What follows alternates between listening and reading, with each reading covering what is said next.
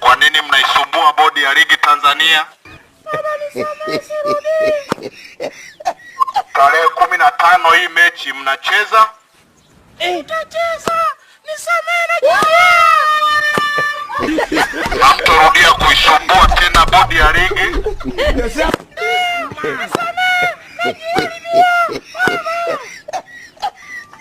Na tarehe 15 inatakiwa mcheze ovyo ili Simba ashinde awe bingwa wa ligi hii, klabu bingwa aweze kucheza. Tunaelewana? Tutampa Simba. Hana shida. Haya, ole wenu mrudie kutuletea jeuri kwenye ligi yetu.